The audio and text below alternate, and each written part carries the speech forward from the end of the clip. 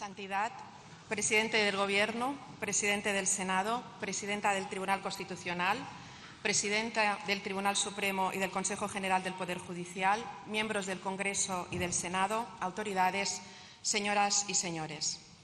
Es para mí un gran honor, en nombre del Congreso de los Diputados y del Senado, dar la bienvenida a Su Santidad el Papa León XIV en esta sesión conjunta de las Cortes Generales. Le recibimos con respeto institucional, con afecto sincero y con la conciencia del significado profundo que tiene su presencia hoy en esta Cámara, sede de la representación democrática del pueblo español.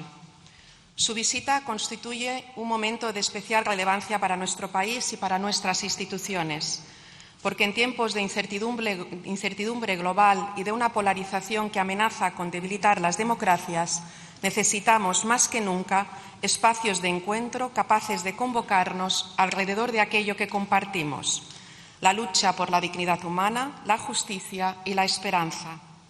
Sus palabras, las primeras de un pontífice en esta Cámara, serán recordadas como un pertinente símbolo. Ante la adversidad, nuestra fortaleza descansa en la unión y el acuerdo. En esta casa parlamentaria, que hoy le abre las puertas, se vertebra una democracia plural y abierta, construida sobre el respeto a la libertad de conciencia y el valor del diálogo. Diálogo, respeto y también escucha activa, tres artífices fundamentales para la libertad de nuestras sociedades, cuya confianza en unas instituciones públicas sólidas, cercanas y transparentes es crucial para la estabilidad de las democracias. Desde esta convicción le damos hoy la bienvenida, con la voluntad de escuchar y con el convencimiento de que el entendimiento entre instituciones, culturas y pueblos es imprescindible para afrontar los grandes desafíos de nuestro tiempo. El filósofo místico y poeta mallorquín Ramon Llull escribió: «La justicia te proporcionará paz y también trabajos». Y estas palabras, que vieron la luz allá por el siglo XIII, podrían vertebrar de punta a punta el cometido que hoy nos apremia: el descomunal reto colectivo de trabajar unidos y unidas por los derechos humanos. En esta época que vivimos, atravesada por cambios profundísimos y aquejada de una drástica inquietud, donde solo unos pocos de los más fuertes imponen la masacre de miles de los débiles con total impunidad, donde el orden internacional conocido se quiebra un poquito cada día, alejándose de aquellas normas que pretendieron restablecer la convivencia tras la desolación, no queda más remedio que reunirnos en torno a lo esencial y reformular las medidas que nos comprometan con la configuración de un mundo más justo. Es urgente posicionarse en el lado correcto. La paz ha de ocupar de nuevo el centro de la acción política internacional. La paz de la que hablaba Ramon Llull, la paz que impone la justicia, la paz dialogada y con vocación de permanencia. Una tarea ardua y minuciosa que requiere valentía, diplomacia y cooperación. Una paz que exige defender y respetar plenamente el derecho internacional humanitario, fortalecer las instituciones multilaterales y preservar los espacios comunes desde los que las naciones pueden responder juntas a desafíos que ninguna puede resolver por separado.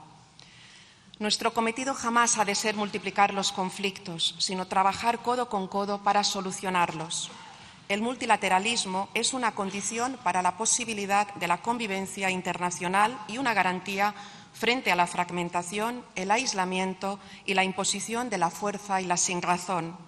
Hay que restaurar el orden internacional, deben imperar las leyes, no la fuerza, deben vencer el humanismo y la solidaridad.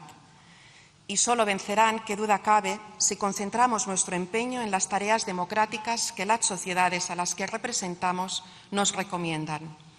Sabemos bien cuáles son estas tareas: la lucha contra la pobreza, contra la precariedad y contra la violencia, todas las violencias, la violencia de género, la violencia racista, la violencia que premia el privilegio frente a la vulnerabilidad, el reparto equitativo de los bienes, el progreso como un bien común, la igualdad real y efectiva entre mujeres y hombres, combatir el cambio climático con políticas responsables, la defensa de la salud como un derecho universal, construir sociedades empáticas, hospitalarias, regidas por políticas integradoras y de cohesión que pongan a las personas en el centro y protejan la dignidad de todos y de todas, también de las personas migrantes, también de las personas más desfavorecidas.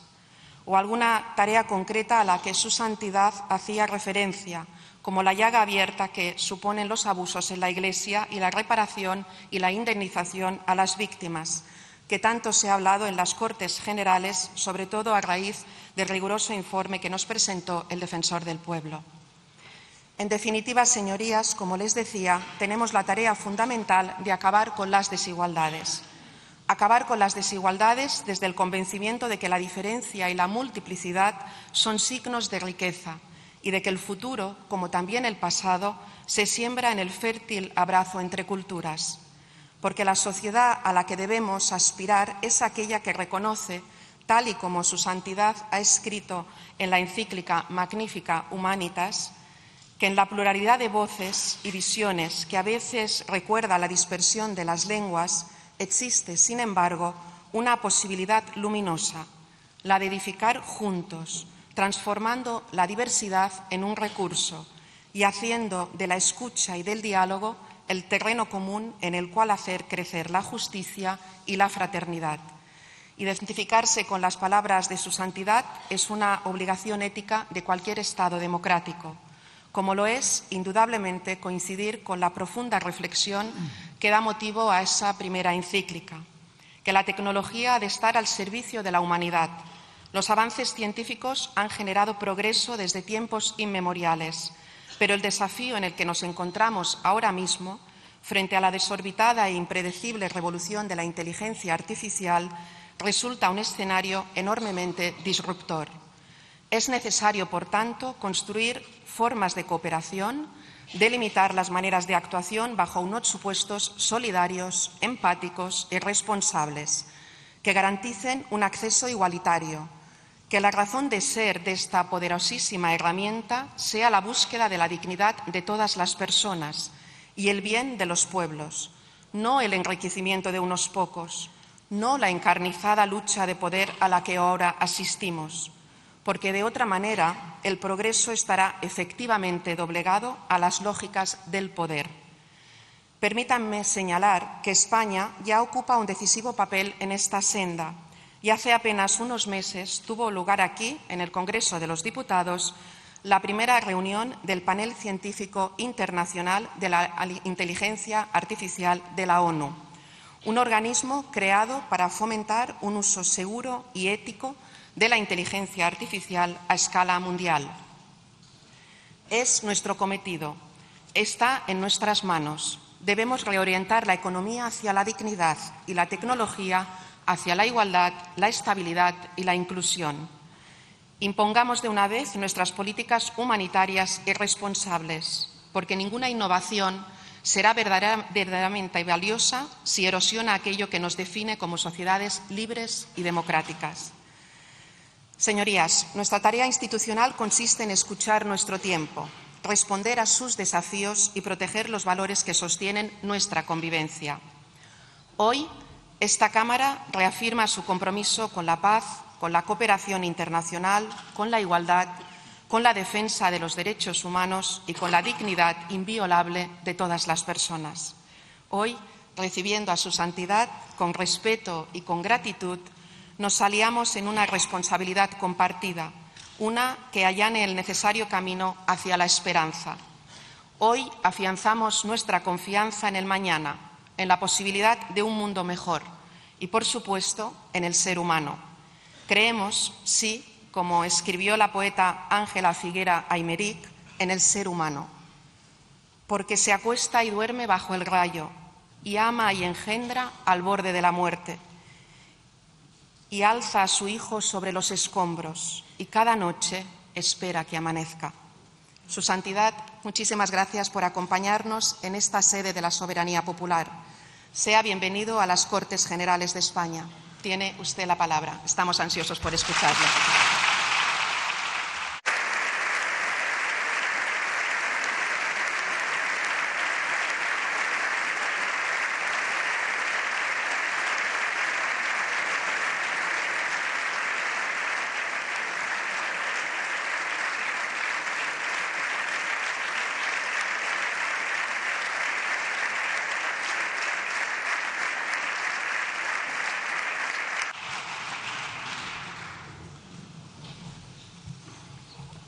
Presidente del Gobierno, Presidente del Congreso de los Diputados, Presidente del Senado, Presidente del Tribunal Constitucional, Presidente del Tribunal Supremo del Consejo General del Poder Judicial, miembros del Congreso, de los Diputados y del Senado, señoras y señores. Agradezco a la señora Presidenta sus amables palabras, así como la invitación que la Sede Apostólica ha recibido con ocasión de mi viaje a este país, así como la deferencia de acogerme en este histórico Palacio del Congreso de los Diputados, ámbito eminente de la vida institucional, jurídica y democrática del Reino de España. Vengo ante todos ustedes como obispo de Roma y pastor de la Iglesia Católica, consciente de que la misión confiada al sucesor del apóstol Pedro como principio y fundamento de unidad de los obispos y de los fieles coloca a la Santa Sede de modo peculiar en diálogo con los pueblos y con los estados. Mi presencia entre ustedes quiere ser un gesto de cercanía hacia España en el marco de la mutua cooperación y una palabra ofrecida desde el servicio a la persona humana. La Iglesia camina con la humanidad, comparte sus esperanzas y sus heridas, escucha los interrogantes de cada época y se deja interpelar por todo lo que concierne a la existencia de los hombres y las mujeres de hoy. Por eso, cuando se dirige a la vida pública, lo hace respetando la misión propia de las instituciones y la legítima responsabilidad de quienes han recibido el mandato de legislar. Reconoce la autonomía de las realidades terrenas y la distinción entre comunidad eclesial y comunidad política. Y precisamente desde esa conciencia aporta una reflexión nacida del deseo de servir al bien común y de recordar aquello que hace verdaderamente humana la convivencia. En este hemiciclo se da forma jurídica a la convivencia social. Aquí las diferencias se escuchan, se ordenan y cuando es posible se convierten en decisión compartida. Por eso, más allá de la legítima diversidad de posiciones, toda tarea legislativa acaba encontrándose con una pregunta decisiva. ¿Qué concepción de la persona humana inspira las leyes y qué tipo de sociedad construye esas leyes? Ante esta cuestión, España posee una memoria particularmente rica. Su identidad geográfica y política se ha ido entretejiendo con una historia en la que la fe y la razón, el arte y el derecho, la tradición y el pensamiento han sabido encontrarse fecundamente en sus catedrales y universidades, en su literatura inmortal, en sus instituciones jurídicas y en el ánimo mismo de su pueblo. Permanece viva una herencia que ha dado forma a un modo de vivir la libertad, practicar la justicia y ordenar la vida común.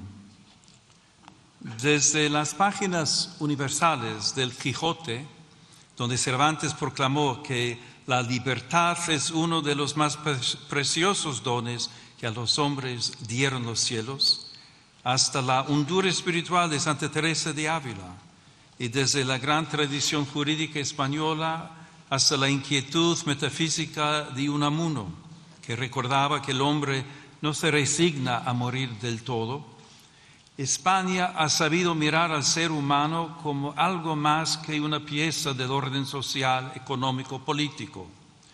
Lo ha reconocido como criatura abierta a la verdad, dotada de libertad y movida por una sed de eternidad que ninguna realidad temporal logra extinguir. En una palabra, como alguien cuya dignidad precede a toda utilidad y a cuyo servicio está sujeta la acción legislativa. Por eso, al hablar hoy de la persona humana, esta memoria conduce naturalmente a Salamanca y al pensamiento que allí maduró. La presencia simbólica en esta sala de los reyes Isabel y Fernando remite a aquel momento en que España quedó situada ante responsabilidades históricas de alcance universal. Pocos años después, Salamanca habría de asumir con singular lucidez la reflexión moral y jurídica que ese escenario reclamaba.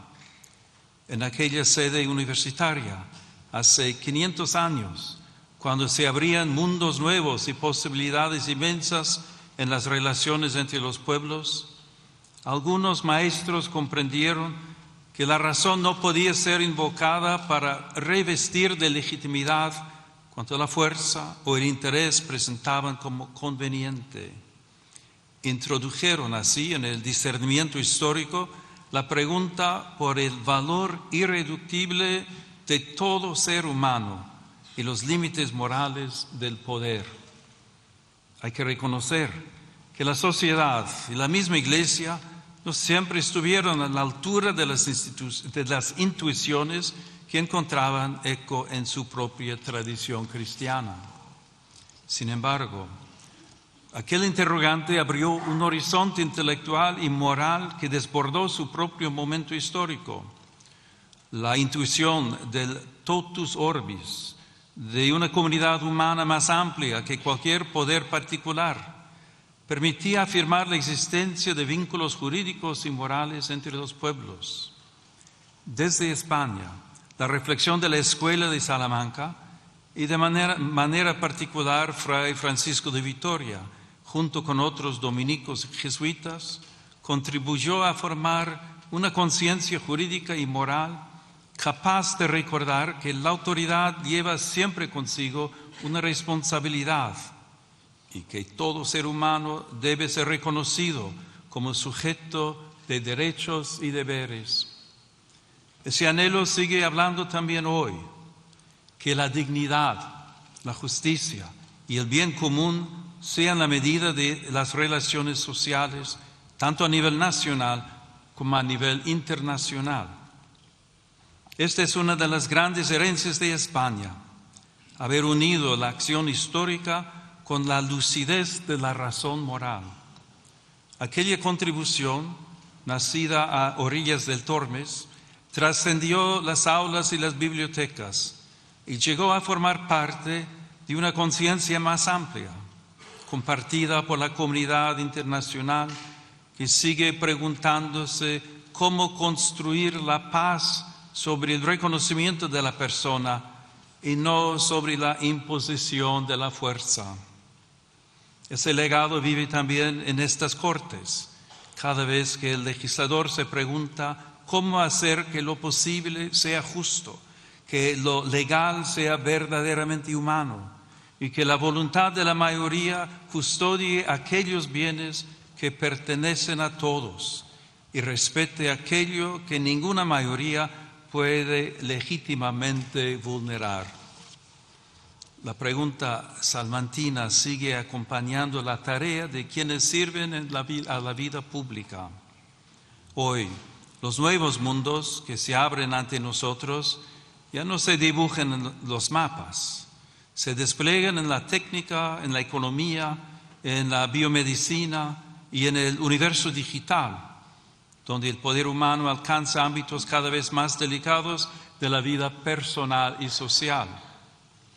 El progreso ofrece posibilidades admirables y hoy lo vemos en modo singular en el desarrollo de la inteligencia artificial y las nuevas tecnologías.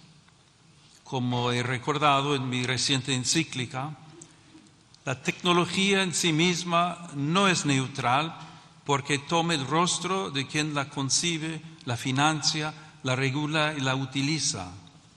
Por eso, ante las transformaciones de nuestro tiempo, nuestro discernimiento debe centrarse en qué lugar ocupa la persona humana en nuestras decisiones y cómo se plantean hoy de manera nueva la dignidad del trabajo, la solidaridad, la política social y el bien común. Este discernimiento comienza por una afirmación primera. Toda sociedad auténticamente justa se edifica sobre el reconocimiento de la dignidad inviolable de la persona humana. Tal dignidad precede a toda concesión del Estado y no puede quedar subordinada a consensos sociales mudables o al vaivén de las mayorías de cada momento. Pertenece a todo ser humano por el hecho mismo de existir y por eso debe orientar todo ordenamiento jurídico positivo. La fe cristiana la proclama a partir de la revelación.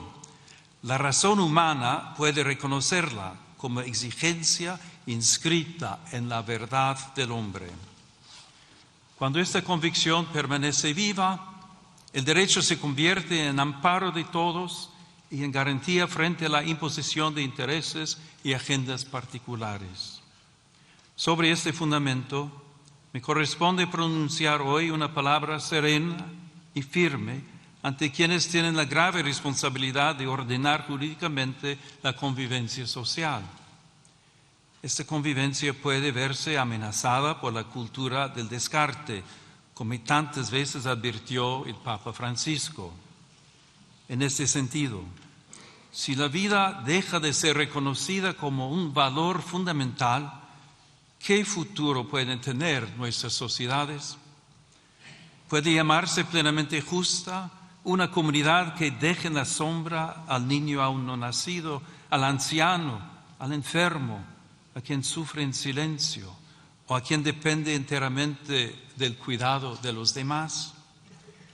La defensa de la vida humana no es una cuestión parcial ni un interés confesional, es una meta de civilización. Toda vida humana debe ser reconocida y custodiada desde su concepción hasta su ocaso natural, en cada circunstancia de su existencia. Cuando esta certeza se oscurece, los más vulnerables son las primeras víctimas y la ley pierde su significado más profundo, servir y proteger a cada persona. Por eso la grandeza moral de una nación se manifiesta sobre todo en su capacidad de acompañar, proteger y amar aquellas vidas que atraviesan mayor fragilidad. El bien común es, en cierto modo, la forma social de la dignidad humana. No consiste en la mera suma de intereses particulares, sino en el conjunto de condiciones de la vida social que hacen posible a las asociaciones y a cada uno de sus miembros el logro más pleno y más fácil de la propia perfección. Cuando el bien común deja de ser horizonte compartido, la acción pública corre el riesgo de fragmentarse en intereses parciales, incapaces de custodiar aquello que pertenece a todos. En este contexto, reviste particular importancia la familia, realidad humana primera y fundamento natural de la comunidad. En el hogar se entrelazan las generaciones y se transmite una memoria viva que da continuidad interior a la sociedad. Allí donde la familia es sostenida, se fortalece también la estabilidad espiritual y social de las naciones. La familia será siempre la primera escuela de humanidad en la que se aprende, antes que en cualquier otro lugar, la gramática elemental de la convivencia. Recibir la vida, cuidar al otro, perdonar, servir y pertenecer. También las instituciones educativas ocupan un lugar decisivo en esta tarea. En ellas, las nuevas generaciones pueden aprender a buscar y amar la verdad y a cuestionarse sobre el sentido de la vida y la dignidad de cada persona. Por eso, muchos padres deseosos de que sus hijos aprendan a relacionarse, a pensar con espíritu crítico y a adquirir valores sólidos, depositan en ellas grandes esperanzas como valiosas aliadas en su educación. Esta colaboración ha de respetar siempre el derecho primario e inalienable de los padres a elegir el tipo de educación y de formación que reciben sus hijos, en coherencia con sus propias convicciones morales, culturales y religiosas. La afirmación de la dignidad humana no puede permanecer abstracta cuando tantas personas se ven obligadas a dejarlo todo para buscar paz, seguridad y futuro. También el trágico drama migratorio interpela hoy la conciencia de las naciones y el fundamento ético del orden internacional. Numerosos hombres, mujeres y niños se ven obligados por circunstancias muchas veces dramáticas a partir de sus comunidades y dejar atrás seres queridos, historias y vínculos. Esta realidad rebasa cualquier lectura puramente demográfica o económica. Constituye una cuestión eminentemente moral y jurídica. Ahí donde una persona es discriminada por su origen nacional, étnico, religioso o lingüístico, o por su condición económica y social, se vulnera gravemente el principio universal de la igual dignidad de todos los seres humanos. La situación de los migrantes y refugiados exige una respuesta que mire a las personas, afronte las causas que las obligan a partir y vaya más allá de la mera gestión de flujos. De ahí nace una doble exigencia de justicia social: ofrecer vías seguras y legales, una acogida respetuosa y posibilidades reales de integración, y promover al mismo tiempo el derecho a permanecer en la propia tierra, trabajando para que nadie tenga que abandonar su hogar por falta de paz, seguridad o condiciones dignas de vida, por las desigualdades económicas y los efectos de la crisis climática. En los últimos años, las rutas cada vez más peligrosas han evidenciado el altísimo coste de esta realidad, tantas veces escondida o ignorada. Muchas personas siguen siendo presas de traficantes y contrabandistas que se aprovechan de su desesperación. Es necesario fortalecer la prevención, el rescate y la asistencia a las víctimas, especialmente en el marco de una cooperación regional y multilateral. Ninguna nación puede afrontar por sí sola un desafío de esta magnitud. Por ello es indispensable una respuesta coordinada, solidaria y eficaz, capaz de garantizar protección, acogida y oportunidades reales de integración a quienes emigran. Cuando la respuesta institucional se hace cercana, justa y coordinada, las fronteras dejan de ser lugares de abandono y pueden convertirse en espacios de protección responsable de la dignidad humana. Señorías, el mundo atraviesa una profunda crisis espiritual y cultural que se manifiesta en múltiples formas de violencia, polarización y desconfianza recíproca. En este contexto, la paz se presenta como una aspiración política y más aún como una verdadera exigencia moral. Reclama una palabra pública que respete a quien piensa distinto, instituciones puestas al servicio del encuentro, una memoria histórica que busque la verdad y la reconciliación y una vida social capaz de sostener la amistad cívica y el respeto mutuo en medio de la discrepancia.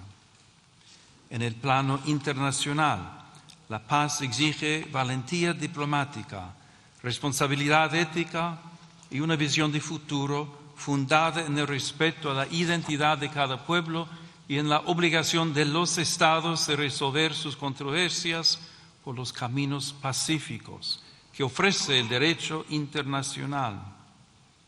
Toda guerra constituye, en última instancia, una dolorosa derrota de la capacidad de negociar y también de aquella conciencia común de la humanidad que reconoce vínculos de justicia entre las naciones. Las armas pueden imponer un silencio temporal, pero nunca podrán edificar una paz auténtica y duradera. Por eso, preocupa que en diversos lugares del mundo y también en Europa vuelva a presentarse el rearme como respuesta casi inevitable ante la fragilidad del escenario internacional. La verdadera seguridad, en cambio, nace de la justicia, del diálogo paciente, del respeto al derecho internacional y de una política capaz de poner la vida de los pueblos por encima de los intereses que se benefician de la guerra. También el desarrollo de las nuevas tecnologías y de la inteligencia artificial en el ámbito militar exige una vigilancia ética rigurosa para que las decisiones sobre la vida y la muerte nunca sean descargadas sobre automatismos ni sustraídas a la responsabilidad moral de la persona humana. La comunidad internacional está llamada a redescubrir el valor indispensable del diálogo como camino paciente hacia acuerdos justos y duraderos, fundados en el respeto a los tratados, en la transparencia de la acción diplomática y en la voluntad sincera de anteponer la paz al recurso a la fuerza. De ahí nacen la confianza y la esperanza. Como recuerda el lema de la Unión Europea, in varietate concordia, la unidad verdadera no uniforma, sino que cohesiona en la diversidad, haciendo de las culturas, sensibilidades y tradiciones una ocasión de enriquecimiento mutuo. Asimismo, dentro de las propias sociedades es urgente construir una cultura de la reciprocidad. La pluralidad política no debería degenerar en descalificación permanente del adversario.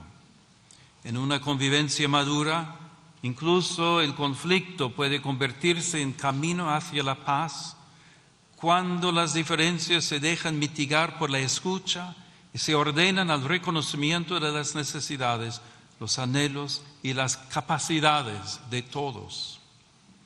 Pero la paz no es solamente una realidad política o institucional. Nace también en la conciencia, allí donde el rencor, la indiferencia y el odio ceden espacio a la reconciliación. Por eso se instaura y se protege también a través del lenguaje. Las palabras pueden abrir caminos o cerrarlos, pueden iluminar la realidad o deformarla hasta hacer imposible el encuentro. Quienes ejercen una responsabilidad pública tienen por eso una especial obligación de custodiar la palabra para desarmar el lenguaje. La firmeza no exige desprecio, la discrepancia no conlleva humillación. De este respeto al otro nace también el deber de custodiar el espacio donde maduran sus convicciones, su conciencia y su relación con Dios. La atención a ese ámbito interior permite comprender mejor una cuestión decisiva para toda sociedad verdaderamente democrática: la libertad de pensamiento, de conciencia y de religión, derecho fundamental que tutele el ámbito más íntimo de las personas.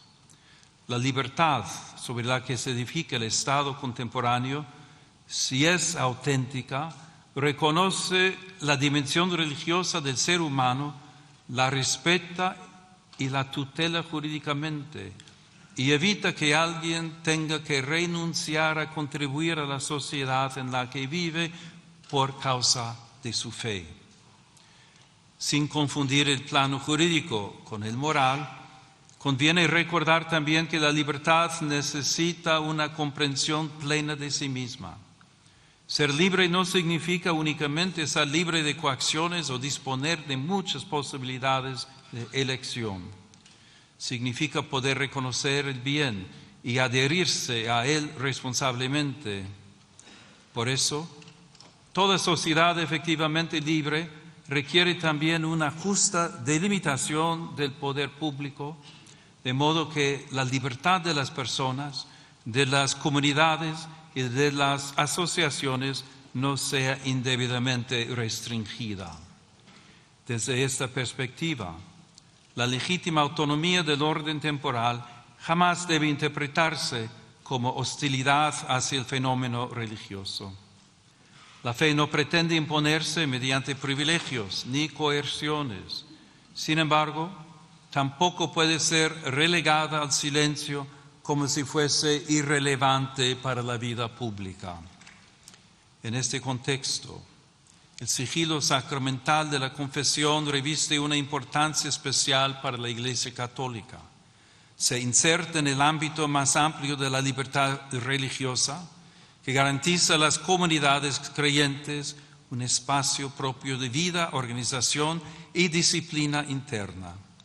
Tutelarlo jurídicamente, como sucede de modo análogo en algunas profesiones, significa preservar un espacio sagrado de libertad interior, donde el creyente puede abrir su alma ante Dios sin temor a presiones externas, como reconocen también las normas internacionales. Señoras y señores, permitan que me detenga un instante en algunas imágenes que adornan esta cámara. En este salón de sesiones, la luz natural entra por el lucernario que corona la sala. Esa luz que viene de lo alto puede recordar que también la política necesita reconocer una medida que la precede y la supera.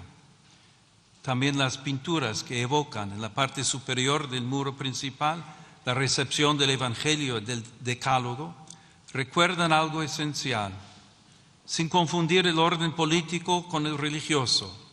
Esos signos invitan a reconocer que la libertad moderna ha sido preparada también por una larga educación de la conciencia, profundamente marcada por la tradición cristiana. En esa escuela interior, los pueblos aprendieron que el derecho debe servir al bien, que la justicia pone límites a la fuerza, que el poder necesita legitimidad, que los pobres pertenecen plenamente a la comunidad, que el extranjero debe ser acogido conforme a su dignidad y que la vida humana jamás puede ser tratada como mercancía. Una ley no alcanza su verdadera grandeza por el mero hecho de haber sido formalmente aprobada. La alcanza cuando, además de ser válida en su forma, puede comparecer ante la dignidad de la persona y salir de ese examen sin avergonzarse. Les invito a alzar pues la mirada, no para alejarse de la realidad, sino para recordar que toda decisión de las autoridades públicas toca personas de carne y hueso, especialmente a quienes tienen menos fuerza para hacerse oír. Porque la altura de miras consiste precisamente en mirar con más hondura aquello que está en juego en cada decisión pública. Por eso, junto a las respuestas técnicas y las reformas legales, hace falta también una renovación moral. España puede ofrecer mucho en este camino.